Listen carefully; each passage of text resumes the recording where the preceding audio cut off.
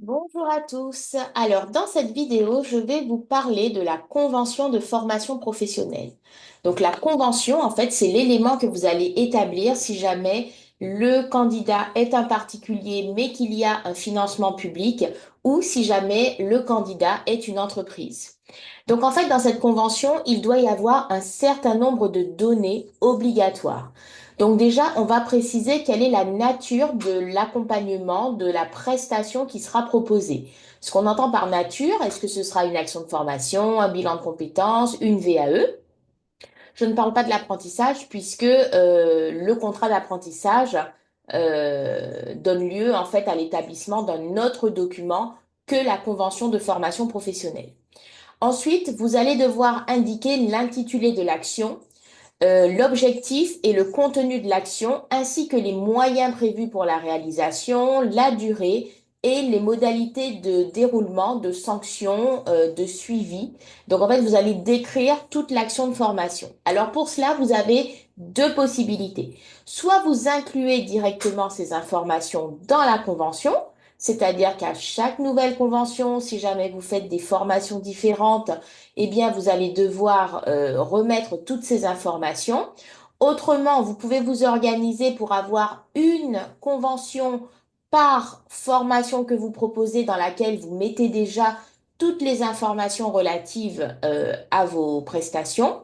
Autrement, ce que je recommande souvent à mes clients, c'est d'avoir une convention type qui s'adapte pour toutes les formations et d'indiquer que le programme de formation est annexé à la présente convention. Puisqu'en fait, toutes ces informations que je viens de vous citer, ce sont celles que vous allez devoir indiquer dans vos programmes de formation. Donc au moins, vous êtes tranquille, c'est encore ce qu'il y a de plus simple.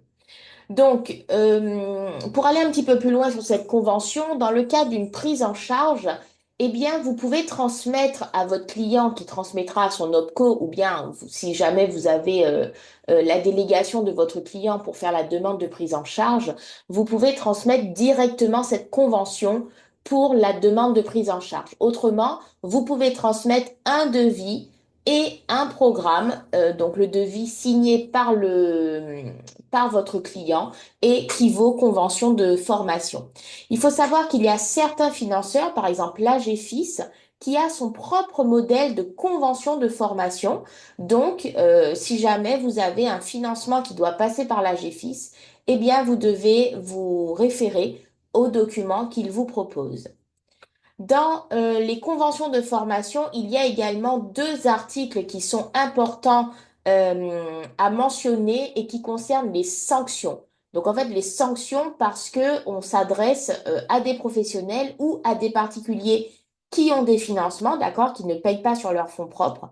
Donc, ce que vous dit l'article 63-54-1 du Code du travail, c'est que en cas d'inexécution totale ou partielle d'une prestation de formation du fait de l'organisme prestataire, donc vous, eh bien, vous allez devoir rembourser au co-contractant les sommes indûment perçues.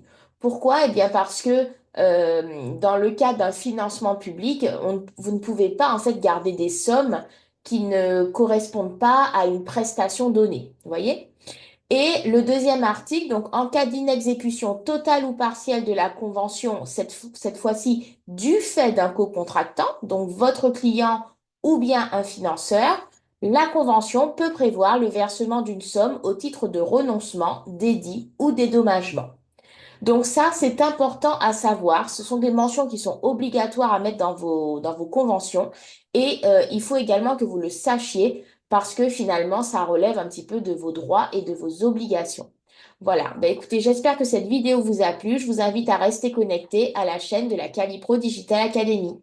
Et si vous voulez en savoir plus sur vos obligations administratives ou avoir accès à des documents conformes, j'ai créé pour vous des solutions que je vous invite à découvrir en dessous de cette vidéo.